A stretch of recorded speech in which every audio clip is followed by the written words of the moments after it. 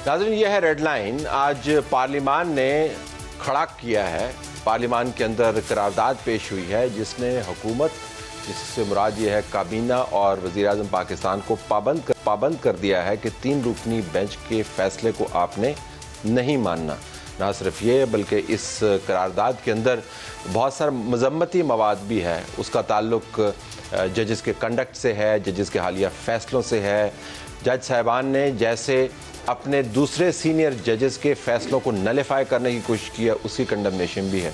Article 63A जिसके तहत मेंबरान Punjab assembly को वोट डालने के हक़ से महरूम रखा गया, उनके वोट को काउंट नहीं किया गया, आइन की मज़ीद तशरीह की गई, तब्दीली की हद तक, और फिर उनको डिस्क्वालीफाई किया गया। उसके बारे में भी बड़े वाज़ेह अंदाज से इस करारदाद के अंदर अल्फाज लिखे हैं। तो अब मामला सिर्फ काबीना, वज़ीर-ए-आज़म और PDM की हुकूमत बमुकाबला 3 रुकनी बेंच नहीं है, या जस्टिस बंदियाल के जो दोस्त जज उनके साथ खड़े हैं, भाई जज उनके साथ खड़े हैं, उनका मामला नहीं है। अब ईवान इसके अंदर मुलव्वस हो गया है। कानूनी माहिरीन का कहना है कि पार्लियामान के अंदर अगर आप करारदाद पास कर देंगे तो उसके अंदर सख्त अल्फाज तो आपने लिखे हुए हैं, लेकिन इसका असर कुछ नहीं होगा। ना कल चीफ जस्टिस बदलेंगे, ना उनके बेंच बदलने की ताकत बदलेगी, और उस वक्त तक वैसे ही रहेगी जब तक सदर मुमलकत हुकूमत का एक बिल पास नहीं करते, जिसके बाद हुकूमत के पास मुमकिना तौर पर वो ताकत आएगी कि अपील भी कर सकते हैं, और चीफ जस्टिस की जो ताकत है, ज़ाती ताकत में जो तब्दील होगी है बेंच बनाने की, बेंच तब्दील करने की, उसको भी रोक पाएंगे। लेकिन उस दिन के आने में काफ़ी दिन बाकी हैं। हमारे पास पैनलिस्ट मौजूद हैं। हम इस करारदाद के तमाम जो ज़ाविये हैं वो आपके सामने रखेंगे, फिर उसका तजिया लेंगे। अबसार आलम साहब, तजियाकार, आपका बहुत शुक्रिया, आपने हमें ज्वाइन किया। आमिर इलियास राना साहब, सहाफ़ी तजियाकार, आपका भी बहुत शुक्रिया।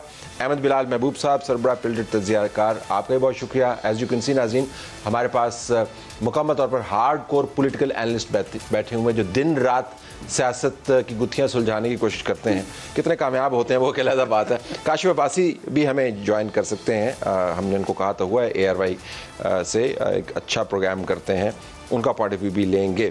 तो स्टार्टिंग विद यू अबसार साहब, कि एक तो पहले मैं पैनल के सामने ये इशू रखना चाहता हूँ कि इस करारदाद का हकीकी वज़न कितना है, ज़रा उसके ऊपर आ जाए।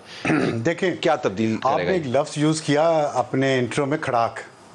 आप मुझे बताएं खड़ाक का कितना वज़न होता है? खड़ाक की आवाज़ ज़्यादा होती है, आवाज़ ज़्यादा नहीं होता। तो मेरा ख्याल है कि ये बदकिस्मती है कि हम इस बात पे हंस रहे हैं, ये रोने का मुकाम है। और वो चाइनीज़ फ़िलासफ़र हैं सुन त्ज़ू, उन्होंने एक बड़ी मशहूर किताब लिखी है आर्ट ऑफ वॉर, उसमें उन्होंने टाइमिंग की अहमियत पे बहुत ज़ोर दिया। ठीक, मेरा क्वेश्चन ये है कि इस हुकूमत का आए हुए 1 साल हो गया है, ये जो बातें आज इन्होंने लिखी हैं इस करारदाद में, और वो जो सुमोटो के कानून को बदलने की बात, जो कानून बनाया है और वो जिसका इंतज़ार हो रहा है इम्प्लीमेंट होने का, ये दोनों काम 1 साल पहले क्यों नहीं किया इन्होंने? आते या तो आप इलेक्शन करवा देते, आपने इलेक्शन नहीं करवाया, आप रहना चाहते थे तो कम से कम ये 2 काम तो कर लेते ना। अब 63A का जो फैसला है उसको आए हुए मेरा ख्याल है कि 6 महीने पुरानी बात है या 7 महीने।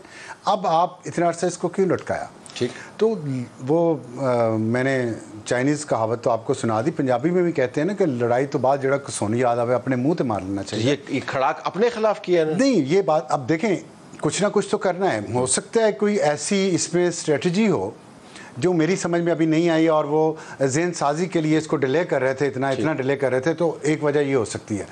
लेकिन मेरा ये ख्याल है कि ये काम पार्लियामेंट को पहले करने चाहिए थे, पहले बंद बांधने चाहिए। बिल्कुल बांधने चाहिए, और अभी भी और बहुत सारे लूप होल्स हैं जहाँ पे इन्हें बंद बांधने चाहिए। Hold on to your point. तो आमिर, ये टाइमिंग ख़राब है या टाइमिंग सही है? ज़रा इसके ऊपर भी है कि इसी मौके के ऊपर ऐसा खड़ाक हो सकता था, पहले होते तो आवाज़ भी शायद ना आती। नहीं, एक मिनट, सॉरी, सुमोटो पे तमाम पाकिस्तान की बार काउंसिल्स और जजेस ये खुद कहते रहे, बहुत अरसे से कह रहे हैं। जस्टिस खोसा साहब की रिपोर्ट उस पे मौजूद है। एग्जैक्टली। तो पार्लियामेंट को तो अभी क्यों ख्याल है? मैं ये कह, सुमोटो तो कर सकते थे ना। आमिर साहब देखें, वो एक मैं बार बार कहता हूँ कुव्वत नाफ्ज़ा की कुव्वत पकड़ते पकड़ते, क्योंकि बीच में वो फैज़याबी के रसाई थी फिर बाजवाई डॉक्टर साथ साथ था। मैं वो बात करूंगा जो अमली सियासत, जो अमली तौर पे जिसको वो फेस कर रहे थे। शायद वो अभी फाद हुसैन जो उनके स्पेशल असिस्टेंट थे, अब दोबारा मीडिया में आए हैं, उन्होंने जो ट्वीट किया जाते हुए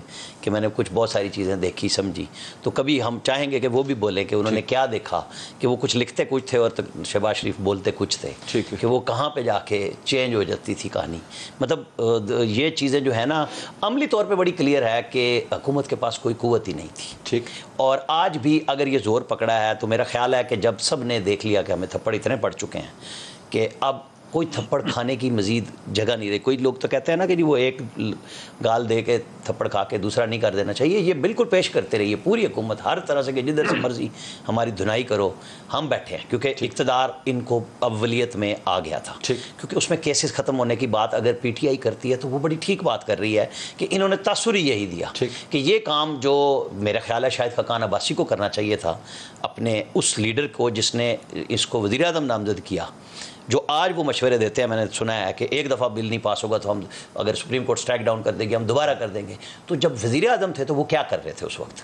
ये काम उनके भी उस वक्त करने का था कि घर में बैठे बिठाए छोटे भाई को छोड़ के आपको उन्होंने वज़ीर आज़म बनाया, आप किसकी एडवाइस लेने पहुँच जाते थे? वो जो आप कह रहा है कि जी मैं दामन को में लेके बैठता था या किसी पुरफ़िज़ा मकाम पर अपनी गाड़ियों में चलाता था, तो यहाँ पर इन्होंने छोड़ा किसी ने भी नहीं। फर्स्ट नवाज शरीफ गया, वो जब एक्सटेंशन के चक्रों में और उन थपेलों में कि नहीं मैं नया आर्मी चीफ ही लगाऊंगा, ये आज जो शहबाज शरीफ और जरदारी अब ये यकसुई पे आए हैं कि इनको समझ आ गई कि अब इसके बगैर हमारे पास गुजारा कुछ नहीं। अब किस चीज़ ने इनको समझाया, ये भी बड़ा एक दिलचस्प मौजू होगा। बिलाल साहब आपके मैं पास में आऊँगा और काशिफ ने भी ज्वाइन किया, उसका भी शुक्रिया, अभी उनसे भी इसी मौजू पर बात करते हैं।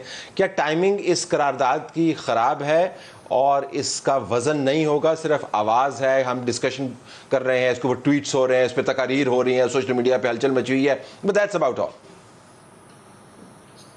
बहुत शुक्रिया तलत साहब। मेरे ख्याल में ये आर्टिकल 184(3) के बारे में कानून साजी की ज़रूरत का एहसास नवाज शरीफ साहब जो वज़ीर आज़म थे उस ज़माने में भी उन्हें बार बार दिलाया जाता रहा कि इस बारे में कोई कानून साजी कर लें, लेकिन उस ज़माने में ज़्यादा ख्याल ये था और रिवाज ये था कि चीफ जस्टिस के साथ बना के रखी जाए, उसको चैलेंज न किया जाए उसके अथॉरिटी को। इसलिए बार बार अगरचे बार काउंसिल्स भी कहती रहीं और वो तो खैर रूल्स के अंदर तरमीम का कहती रहीं और वो मशवरे भी दिए जाते रहे, लेकिन इन्होंने किया नहीं, जानबूझ के नहीं किया, इसलिए कि उस ज़माने में रिवाज ये था कि मिल मिला के ज़रा कंप्रोमाइज़ करके आगे चला जाए। ये तो अब डिफाइंस का शौक पैदा हुआ है ना इस वक्त। उस वक्त उनका पूरी डॉक्ट्रिन ये थी कि मिल मिला के और एक समझौते के तहत हुकूमत चलाई जाए, तो वो उस तरह से वो करते रहे। जो आर्टिकल 63A का मामला है उसमें तो अगर ये चाहते भी 1 साल पहले से करने की कोशिश करते तो वो कर नहीं सकते थे, इसलिए कि वो तो कॉन्स्टिट्यूशन का मामला है, उसमें तरमीम के लिए इनके पास कभी भी वो तादाद मुयसर नहीं थी, अब भी नहीं है, लिहाजा उसमें तो कुछ कर नहीं सकते थे। 184(3) की कानून साजी कर सकते थे, वो वाकई उन्होंने किया, वो बहुत देर से गफलत की है, वो नहीं की, बल्कि इन्होंने तो समझौतों का मामला ये था। तलत साहब के अभी हाल ही में जो सबसे आखिर में 2 जज साहिबान, मोअज़्ज़ज़ जज साहिबान इंडक्ट हुए हैं, उसमें हुकूमत की एक पोजीशन थी, वो मुखालफत कर रहे थे उनकी क्योंकि वो सीनियर मोस्ट नहीं थे, लेकिन फिर एक कंप्रोमाइज़ की डॉक्ट्रिन के तहत ही उनको कबूल किया गया, यू टर्न किया गया। तो ये जो डिफाइंस है ये बहुत ही रीसेंट फिनोमेना है, ये जो हमने देखा है, पता नहीं कितने दिन चलता है। अगर मैं आपसे पूछ पाऊँ, और वही सवाल मैं काशिफ के पास भी लेके जाऊंगा कि ये कंप्लायंस से डिफाइंस तक का जो सफ़र है, इस गाड़ी में जो है हाई ऑक्टेन किसने डाला है, वो क्या तेल है जो अब इस गाड़ी को तेज चला रहा है? ये शायद हमें कल पता चल जाएगा, कल जब इजलास मुनक्किद होगा। कल नेशनल सिक्योरिटी कमेटी की मीटिंग है, और ठीक है, कल पता चलेगा कि ये तेल आया किधर से है। अच्छा काशिफ, गो अहेड, यही सवाल आपके लिए। सर देखिए, मैं तो देखता हूँ हमारी ये जो अदालती तारीख अगर नवाज शरीफ साहब के वज़ीर आज़म बनने से शुरू होती है तो फिर हमें थोड़ा सा खुद सोचना चाहिए कि एक इफ्तिखार चौधरी साहब भी हुआ करते थे और उस वक्त पीपल्स पार्टी की हुकूमत हुआ करती थी, और आपको याद है उस वक्त यही गुफ्तगू सारी हुआ करती थी समोसों पर और वो शराब की बोतलों पर वहाँ पे सो मोटो हुआ करते थे। यही बहसें हमने बड़ी उन 5 सालों में भी सुनी है। ये जो आप बात करें ना हाई ऑक्टेन, ये कन्वीनियंस की पॉलिटिक्स है। हम सारे बैठ कर आज कोई शायद खाकान को रोएगा कि 1 साल उसने क्यों नहीं कुछ किया, आज इस बात को क्यों नहीं रो रहे कि वोट को इज्जत भी देनी थी? और अब आके सारा का सारा एविडेंस अगर सिर्फ जनरल फैज के खिलाफ है और बाजवा के खिलाफ नहीं है, जनरल बाजवा के खिलाफ नहीं, तो उसका मतलब क्या है? मतलब वो वहाँ भी कन्वीनियंस है। अगर हमारे, और ये पॉलिटिकल इलीट ये कर रही है, हर पॉलिटिकल इलीट अपनी मर्जी के मुताबिक फैसला करती है हमने किससे लड़ना है और किसके साथ बना लेनी है। अब किसी के साथ बन गई है और कोई हमारी बंदूक के सामने आ गया। ये खराबियां इस निजाम में बड़े सालों से मौजूद है। काशिफ, मैं एक गुजारिश कर दूं, ये जो नसर में शायरी है ना, इसकी तशरीह भी करें। ये जो मतलब किसकी बंदूक, मैं वाकई जानना चाहता हूँ। नाम शाम देते हैं हम इस प्रोग्राम में, हमें कोई इशू नहीं है, बताएं क्या है? नहीं सर, आपको इशू नहीं ना, हमें इशू हो जाता ना बाद में।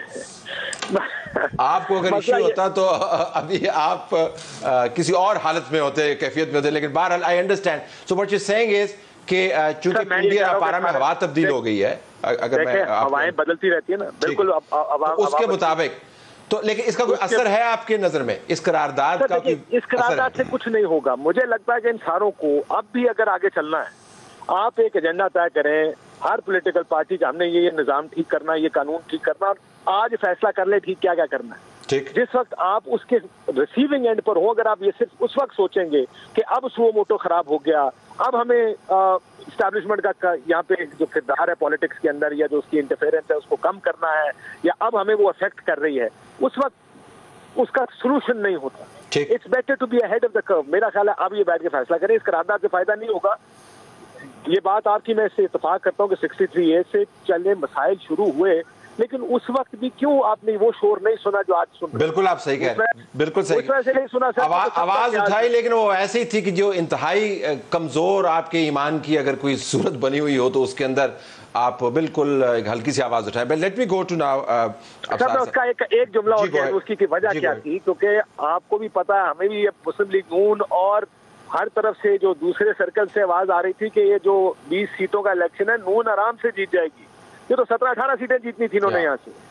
नोबडी न्यू कि ये इलेक्शन का नतीजा ये निकलेगा और इमरान खान 15-16 सीटें यहाँ पे जीत जाएंगे। आपको पता है कि यहाँ की जो ब्रीफिंग दी गई, तो इस वजह से सबने इस फैसले के बावजूद इसके ऊपर शोर नहीं डाला। ठीक, और शोर इसलिए ज्यादा नहीं डाला कि उस वक्त इफेक्ट नहीं कर रहा था। Let me go to Absar now.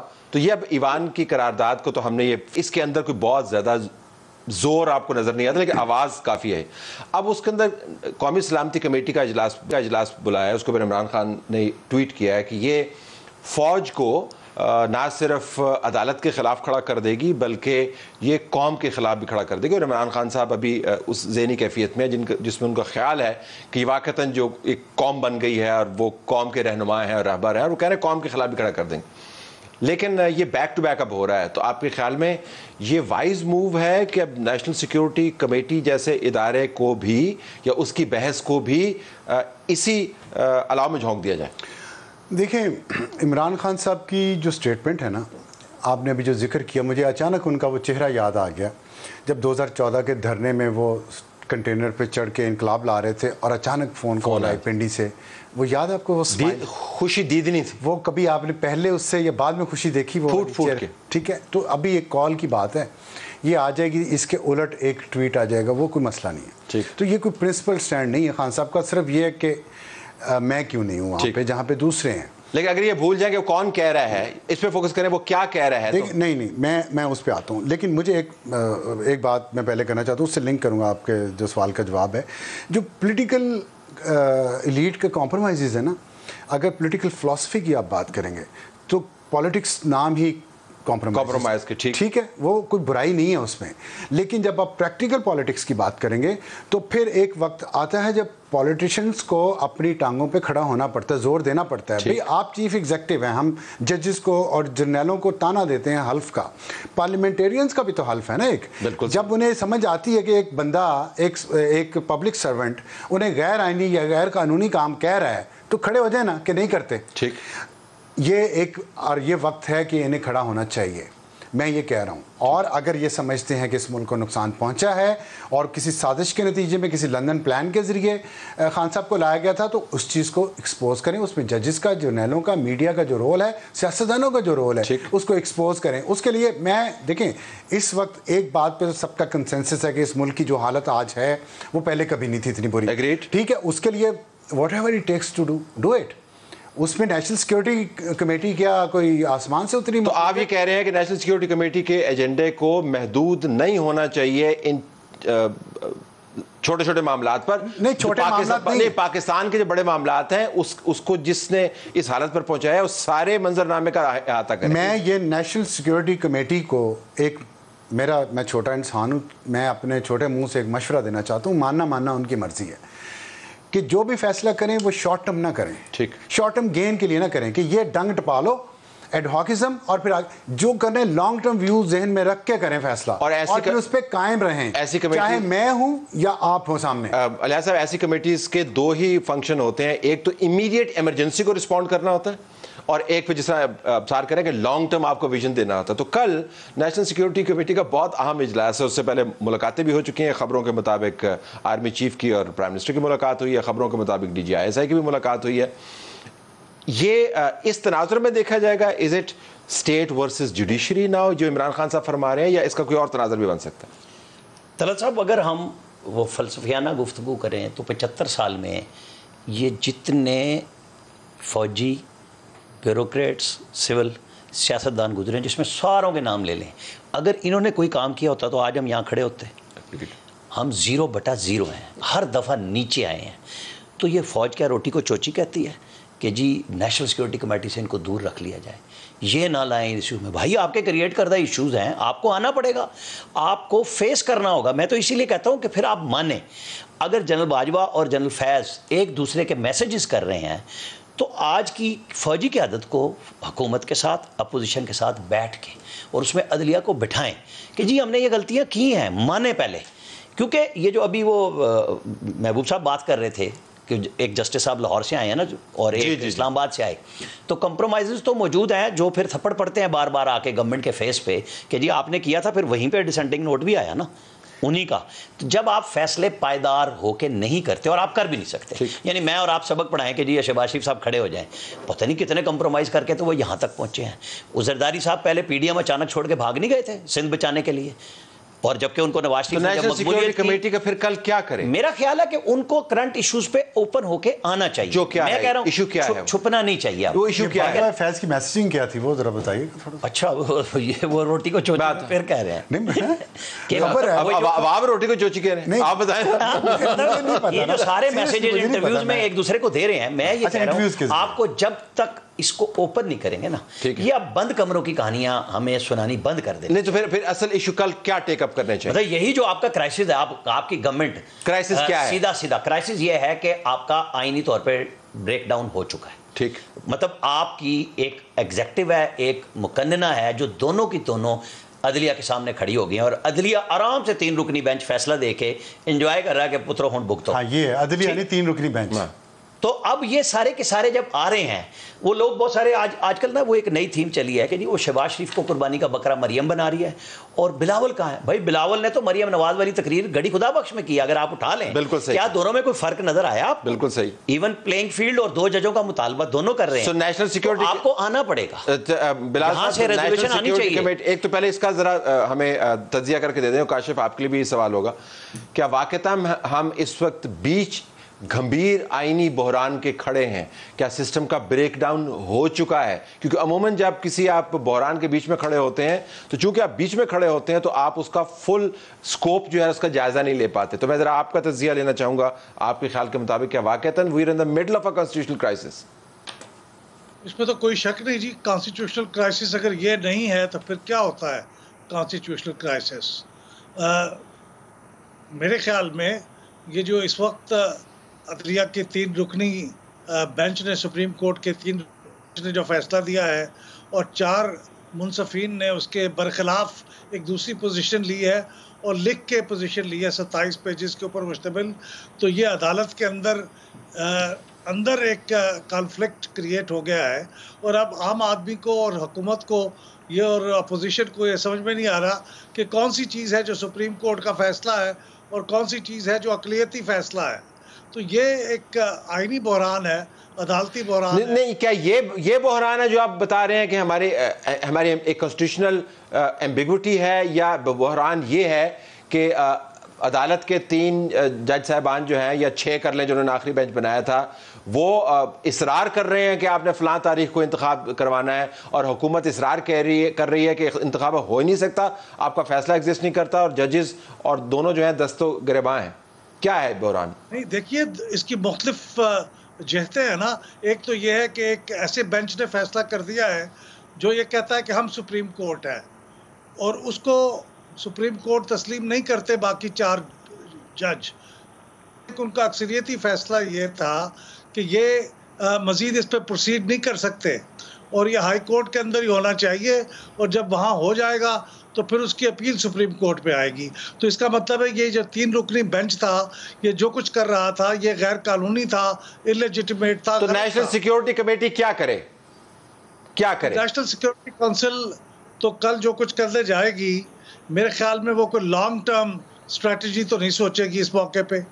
हालांकि उसको सोचना चाहिए, और उसको हमेशा से सोचना चाहिए था कि एक लॉन्ग टर्म इश्यूज़ हैं, फ़ौज की इन्वॉल्वमेंट के सारे मामलात में उसको डिस्कस करती रहती और उसका कोई रास्ता निकालती। वो तो उन्होंने कभी नहीं किया, तो इस वक्त भी नहीं करेगी। इस वक्त तो मामला ये है कि बहुत एक डेडलाइन का सामना है। 10 अप्रैल इस 3 रुकनी बेंच ने मुकर्रर कर दी है डेडलाइन। हुकूमत को पैसे देने हैं इलेक्शन कमीशन को 20 अरब रुपए। अगर वो 20 अरब रुपए नहीं देते तो 21 तारीख को सुप्रीम कोर्ट के सामने इस इलेक्शन कमीशन ने रिपोर्ट पेश कर दी है कि हमें पैसे मिले या नहीं मिले, और अगर पैसे नहीं मिले तो सुप्रीम कोर्ट ने अगला एक्शन प्रोसीड कर। तो बहरान ये है कि एक तरफ डेडलाइन है, दूसरी तरफ वो मानने को तैयार ही नहीं है, और बीच में कौम फंसी हुई है। ब्रेक के बाद के पास जाएंगे और उनसे पूछेंगे कि नंबर 1, सुप्रीम कोर्ट और हुकूमत के दरमियान मुखासमत के बहरान में नेशनल सिक्योरिटी कमेटी क्या रोल प्ले कर सकती है, और इस बहरान का मुमकिन हल क्या निकाला जा सकता है। Stay tuned. पार्लियामान ने तो खड़ा कर दिया है करारदाद की सूरत में। कल नेशनल सिक्योरिटी कमेटी का इजलास भी बुलवा दिया, लेकिन ये इजलास और ये खड़ा करेगा क्या? मुल्क इस वक्त बदतरीन आइनी, सियासी और इंतज़ामी जमा मुआशी बहरान का शिकार है। तो क्या नेशनल सिक्योरिटी कमेटी सिर्फ जज साहबान के मामलात को ही टेकअप करे या कोई लॉन्ग टर्म एजेंडा बनाए? काशिफ, ज़रा आप अपनी राय दीजिएगा इस मामले पे। लेकिन मैं तो बहुत सरप्राइज हूँगा कि अगर नेशनल सिक्योरिटी कमेटी अदलिया के मामलात देखें, यानी आप ये कह रहे हैं कि एक आर्मी चीफ, एक DGI और एक वज़ीर-ए-आज़म बैठकर ये फैसला करें कि अदालत को क्या करना चाहिए। मेरे लिए बड़ा सरप्राइजिंग होगा ये। अगर मेरा तो ख्याल था कि इंटरनल और एक्सटर्नल सिक्योरिटी मामला नेशनल सिक्योरिटी कमेटी देगी, लेकिन अगर सियासी मामला भी आपने फौजियों के साथ बैठकर ही हल करने, तो फिर तो एक ऑफिशियल वो रोल देना चाहते हैं। अगर सारे दे दिया जाए रोल के, पॉलिटिक्स और जुडिशल मामला भी इसी तरह हल करें, दे दें, फिर तो नहीं। अगर वो इस किस्म का बयान हो काशिफ के पाकिस्तान में जो सिक्योरिटी के हालात जो हैं वो इस किस्म के हैं कि बॉर्डर्स पर से फ़ौजें नहीं हटाई जा सकती, फ़ौज फिल वक्त जो अदालती या सियासी मामलात उसमें उलझे बगैर ये कह सकती है कि जो ड्यूटीज़ हैं वो परफॉर्म नहीं कर सकते, तो इस किस्म का बयान without getting into this kind of a debate, ये तो कहा जा सकता है कि नहीं? मुमकिन है ये कह दिया जाए, फिर भी मेरा ख्याल है बेहतर होता कि वफाकी हुकूमत के थ्रू ये अगर कहलवाया जाए, जैसे कि सेक्रेटरी दिफा गए सुप्रीम कोर्ट, उन्हें तमाम सारी रिपोर्टें दे दी और सुप्रीम कोर्ट ने उसके बावजूद एक फैसला दिया है।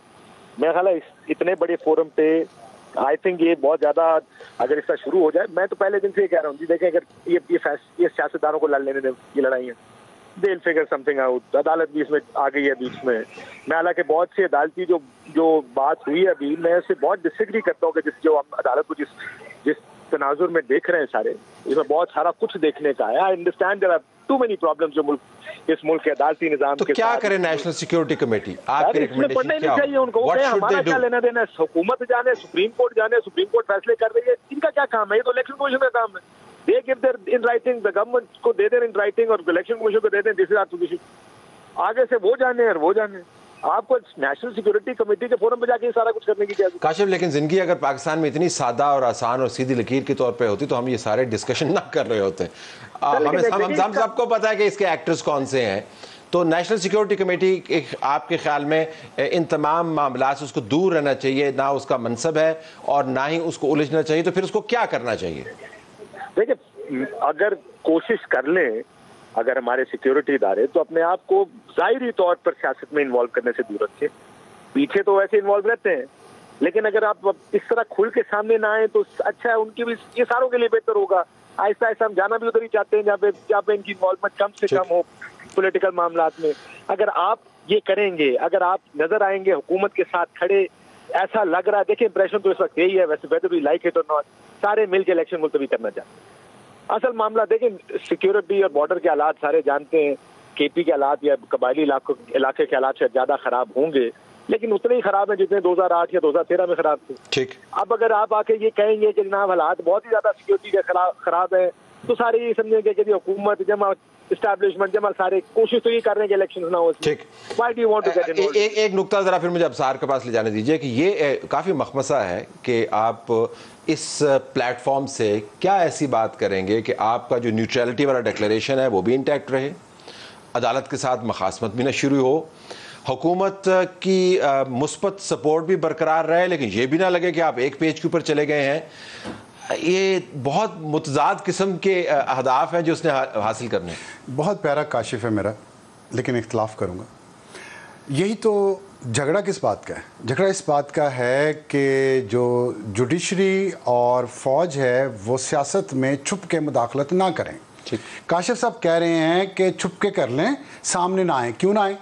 सामने आके पता चलना चाहिए। एक आईनी इदारा है, प्लेटफॉर्म है, उस पे जिसकी जो राय होगी वो सामने आएगी ओपनली। और हुकूमत और सिक्योरिटी के इदारे एक पेज पे क्यों ना हो? अलग अलग हैं, कोई अलग कुव्वत है वो, तो फिर आप डिसाइड कर लें। हम असूली तौर पे मुसलसल, मैं भी, काशिफ भी, आप भी, आमिर भी, किस बात पे, और अपना बिलाल साहब भी, किस बात पे हम लोग मुसलसल कई सालों से कह रहे हैं, यही ना कि अलग अलग कोई नहीं है, और जो काम सही है वो करें और सामने करें, खुल के करें, पीछे रह के ना करें। एक तो बात ये। दूसरी, जो सिक्योरिटी की बात की है ना, इससे बड़ी सिक्योरिटी सिचुएशन क्या होगी इस वक्त जो मुल्क में हालात हैं? सिक्योरिटी सिर्फ ये होती है कि इंडिया ने बालाकोट पे हमला कर दिया और हमने जहाज़ गिरा लिया, सिर्फ ये सिक्योरिटी सिचुएशन होती है? तो बता दें, मैं तो नहीं समझता इसको। सिक्योरिटी, नेशनल सिक्योरिटी में बहुत एलिमेंट होते हैं। फिर उन्होंने कहा कि अदलिया, उन्होंने कहा कि सियासी मामलात में फौज, देखिए प्लेटफॉर्म है, अदलिया मुसलसल सियासत कर रही है, मुसलसल सियासत कर रही है। आप 3 मेंबर बेंच को, हम ख्याल 3 मेंबर बेंच जो मुसलसल एक सियासी जमात के हक़ में फ़ैसले किए जा रहे हैं, 90% फ़ैसले एक ही बेंच से आ रहे हैं, एक सियासी जमात के हक़ में और दूसरी सियासी जमात के ख़िलाफ़, उसको तो हम कह देते हैं सुप्रीम कोर्ट का फ़ैसला है। लेकिन अगर नेशनल सिक्योरिटी कमेटी बैठ के एक फ़ैसला करे, कोई करे, पता नहीं करना क्या फ़ैसला उन्होंने, तो हम कहते हैं 3 लोग बैठ के फ़ैसला करेंगे। ये इंसाफ नहीं है। काशिफ से मैं ये एक्सपेक्ट नहीं करता। और दूसरी बात यह कि जो सियासत किसी को भी नहीं करनी चाहिए बाहर बैठ के, लेकिन सियासत गाली भी नहीं है। ये जो है ना मसाइल इस वक्त, ये सब सियासत से जुड़े हुए हैं, सियासत गाली नहीं। 9/10 पॉलिटिक्स है, सारा ये पॉलिटिक्स हो रही है मुसलसल, और इसी पॉलिटिक्स से ही मुआशी मसाइल भी हल होंगे और दूसरे मसाइल भी हल होंगे अगर पॉलिटिकल फोर्सेस जो हैं वो अपना रोल सही प्ले करें और डोमिनेटिंग रोल प्ले करें जो उन्हें आइन ने दिया है पार्लियामेंट के। जो भी काम करना है दबंग तरीके से करें, सामने आके करें और उसकी जस्टिफिकेशंस भी अवेलेबल हैं। एक जो पार्लियामेंट है ना, और जो जजेस और जर्नैल हैं, जजेस और जर्नैल पब्लिक सर्वेंट हैं, इनकी जो पॉलिसीज़ होती है ना वो अपने टेन्योर तक की होती है। ठीक। लेकिन जो पार्लियामेंट पॉलिसी बनाती है वो लॉन्ग टर्म होती है। पार्लियामेंट इसलिए सॉवरन है। ये दोनों इदारे पार्लियामेंट के नीचे हैं, इदारे नहीं हैं, पिलर्स हैं, और ये पार्लियामेंट के नीचे हैं। और इनको ये याद रखना चाहिए कि ये at the end of the day they are public servant. ठीक है। असल पॉलिसी मेकिंग, कानून साजी पार्लियामेंट का काम है और उन्हें करना चाहिए। काशिफ, आपका कमेंट वेट कर सकता है या आमिर को ले, you want to respond? Sir मैं अगर इजाजत एक दे, मैं सिर्फ एक चीज क्लैरिफाई करना चाह रहा था। जान नहीं दूंगा। जो अब सार साहब ने भी बात कही, और मेरे भाई हैं, मैं उनको साथ वैसे इख्तिलाफ नहीं करता, लेकिन नहीं बात करें, आप इख्तिलाफ करने लगे। इख्तिलाफ से पहले प्रीफेस करने की क्या जरूरत है? करें इख्तिलाफ, भाइयों में इख्तिलाफ होता है ना। मैं और हम सारे शायद अक्सरियत जो यहाँ बैठी है उनके इनफॉर्मल रोल से भी इख्तिलाफ करते हैं। आप तो फॉर्मलाइज करने की बात कर रहे हैं। नहीं, जो आइन में है वो। ब्रदर मेरी बात सुन लेना, मैं तो मेरा ये मानना है कि ये नहीं होना चाहिए। Don't get involve in politics. किस तरह खुल के आ जाए कि हम करेंगे ये। मैं आपके सामने एक सिनेरियो रखता हूँ, आप लोग आपस में डिस्कस करके मुझे बता दीजिएगा, कल भी बेशक बता दीजिएगा। इमरान खान मुल्क का वजीर आजम होता, जनरल फैज इस वक्त आर्मी चीफ होता, कहते बॉर्डर के हालात खराब है, हमें ये हालात होते जो आज इस मुल्क में है, और कहते हैं कि हमें इलेक्शन मुलतवी करने पड़ेंगे, हम सिक्योरिटी नहीं दे सकते।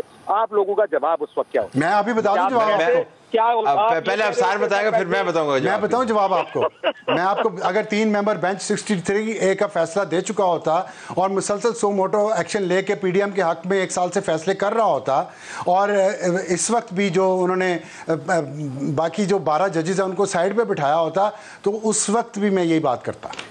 और फिर असेंबली तोड़ी गई, जानबूझ के असेंबली तोड़ी गई, प्रेशर डाला जाए और पूरे मुल्क में वक्त से पहले इंतखाबात करवा दी जाए, क्योंकि पीडीएम के वजीर आजम को नो कॉन्फिडेंस वोट के जरिए निकाल दिया गया था और उसकी अना का मसला बन गया था। अगर ये सारे हालात होते तो मैं वही कहता। मैं आमिर के पास जा रहा हूँ, लेकिन मैं आपको बताऊं कि मैं भी ये बात करता, लेकिन फिर उसकी नतीजे में मुझे नौकरी से निकाल दिया जाता। जी गो अहेड। अच्छा, मेरी नौकरी तेल करा दी है अपनी। ये फर्क होता है, गो अहेड। बड़े अफसोस की बात है, वेरी स्मार्ट यार। सारे के सारे ना नौकरी के नाम पे सारी बातें कर जाते हैं। मतलब मुझे बताएं कि फौज कुछ छुप के काम करती है?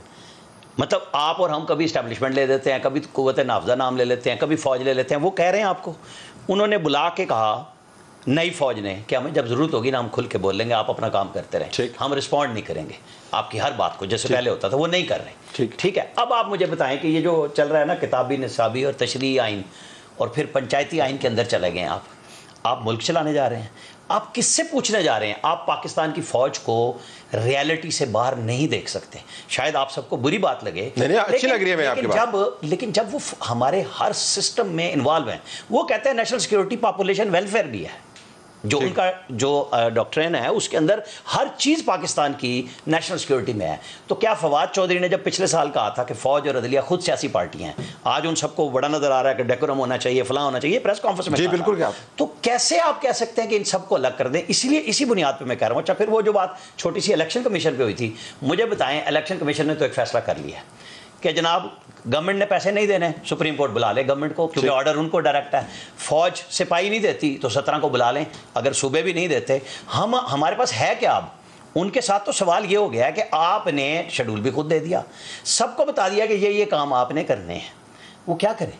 वो तो फिर इंतज़ार करेंगे कि अगर 14 मई को इलेक्शन होते हैं तो जनाब मैं और आप अपने अपने जोर का बक्सा उठा के भाग जाएंगे, क्योंकि फौज तो आपको नहीं मिलेगी ठीक उन हालात में। और एक सिपाही इस सियासी हंगामे में कैसे रोक सकता है किसी को?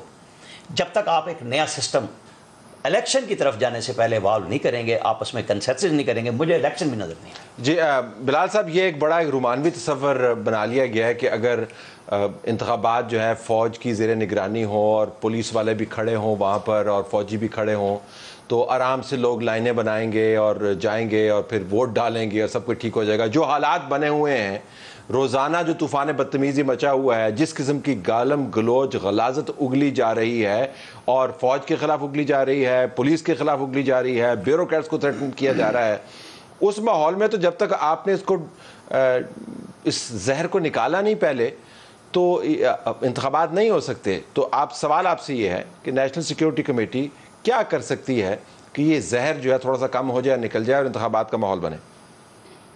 नहीं, ये कॉम्प्लिकेशन तलत साहब इस वक्त ये है कि आइन में कुछ लिखा हुआ है और उस लिखे हुए का तोड़ किसी के पास नहीं है कि इलेक्शन 90 दिन के अंदर होने चाहिए, ये लिखा हुआ है। उसकी कोई एक्सेप्शन भी वहाँ नहीं लिखी हुई और किसी आइनी माहिर ने कोई निकलने का रास्ता भी नहीं बताया हुआ। अब इसके ये बात जो आप फरमा रहे हैं ये भी अपनी जगह दुरुस्त है कि इलेक्शन के नतीजे में कोई मसला रिजॉल्व होने वाला नहीं है, बल्कि शायद वो ज़्यादा ही बड़ा हो जाए मसला। हमारे मुल्क में ऐसे हुआ है कि जब इलेक्शन हुए हैं तो उसके नतीजे में बहरान मज़ीद गहरा हो गया है और उसके नतीजे में चीज़ें मज़ीद ट्रिगर हुई हैं। तो ये भी बात दुरुस्त है, लेकिन उसका रास्ता नहीं नज़र आ रहा। अब ये जो कल नेशनल सिक्योरिटी काउंसिल की बात हो रही है कि ये सियासतदानों को ही कर लेने दें एक दूसरे के साथ, क्या ये इस वक्त जो कुछ हो रहा है वो सियासतदानों के दरमियान ही है? क्या ये उन्हीं के दरमियान चपकलिश है सिर्फ, और इस्टेब्लिशमेंट या फौज या जो भी उसे कह लें उसका इससे कोई लेना देना नहीं है? क्या ये सिर्फ सियासतदानों के स्टेक्स हैं इसमें? बस आपकी बात में एक चीज़ का इजाफा कर दूं, आपकी बात में सिर्फ एक चीज़ का इजाफा कर दूं। इमरान खान साहब का तो बयान ये है कि उन्होंने बात ही फौज से करनी है। वो तो बार बार कहते हैं, वो कहते हैं मैंने इन सियासतदानों से बात नहीं करी, मैंने तो बात ही फौज से करनी है। नहीं, पिछले 2 हफ्तों से जो कुछ हो रहा है, क्या वो सिर्फ सियासतदानों के खिलाफ हो रहा है? वो तो फौज के खिलाफ ज्यादा हो रहा है, उसके सिपह सलार के खिलाफ ज्यादा हो रहा है। और जिस तरह के तूफान बदतमीजी बरपा है, तो फौज क्या उसमें एक अब फरीक नहीं बन गई? तो फौज, ये भी मैं दुरुस्त समझता हूँ कि वो अलग से कोई इंडिपेंडेंट फरीक नहीं है। कम अज़ कम मैं उसे तस्लीम नहीं करता कि वो अलग फरीक है। वो एग्जेक्टिव का हिस्सा है, वो प्राइम मिनिस्टर के अंडर उसके अहकामात के तहत काम करने वाला इदारा है, और यही रोल उसका होना चाहिए। नेशनल सिक्योरिटी काउंसिल का मकसद ये नहीं कि फ़ौज को इंडिपेंडेंट उसमें कोई रोल प्ले कर रही है, वो तो एक कंसल्टेशन का इदारा है।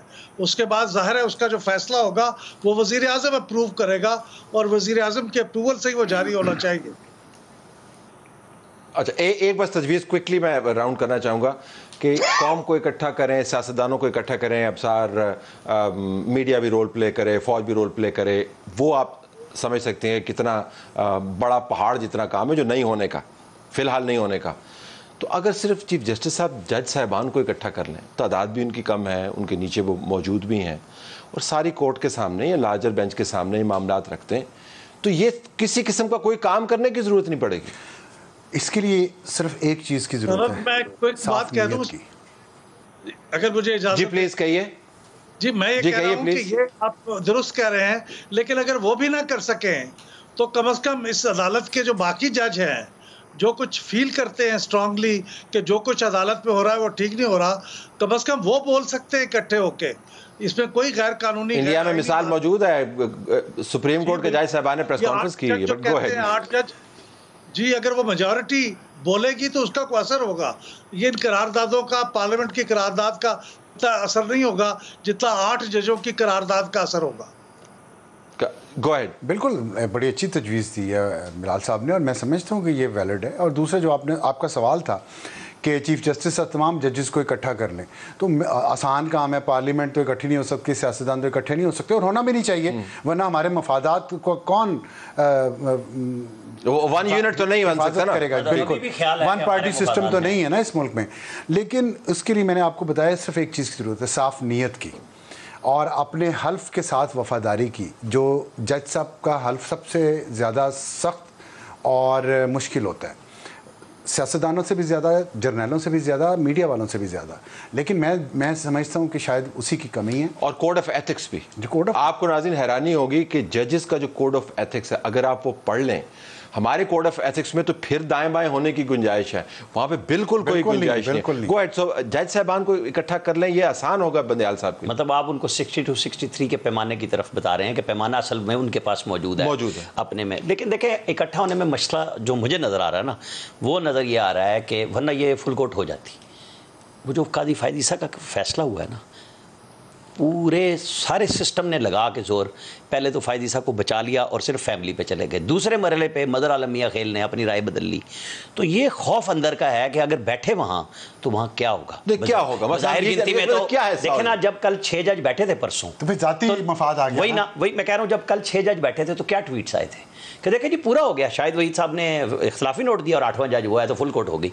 तो भाई फुल कोर्ट 15 बंदे बिठा लो, 13 भी नहीं, 15 ही बिठा लो खुली अदालत में सामने, और राय ले लें, अदालत में आना चाहिए, आ जाए कि जी ये है। क्योंकि फिर खतरा ये है, फिर 63A भी आएगा कि रीराइट कैसे किया, फिर तो आने दे 1F नहीं, जो फैसले ऐसे दिए हुए तो कैसे आने देने। तो जालाबारी थोड़ी आ रही है, एक रिव्यू भी नहीं लगा रहे, नजरसानी भी नहीं कर रहे। देखे ना, वहां पे अगर मरियम नवाज और वो बिलावल कह रहे हैं तो क्या गलत कह रहे हैं? आपका काम था तशरीह करना, आपने रीराइट कर दिया। तो आप फिर वो जो आज मौलाना असद कह रहे हैं कि भाई आप हमारे काम में भी आ गए, जो बात मैंने स्टार्ट में की कि कोई इदारा अपने काम में खड़ा होने के लिए तैयार ही नहीं है। सब कहते हैं मैं उधर घुस जाऊं, मैं उधर घुस जाऊं, मैं अपना काम ना करूं, इधर बैठने के लिए कोई तैयार नहीं है।